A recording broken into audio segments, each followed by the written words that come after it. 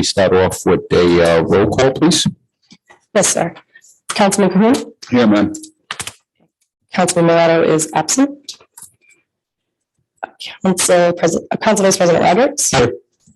Councilwoman Souza. Here. And Council President Brito. Yeah, thank you. Chair will recognize a motion for the city council to meet and close executive session pursuant to Rhode Island General Laws 42-46-5A2.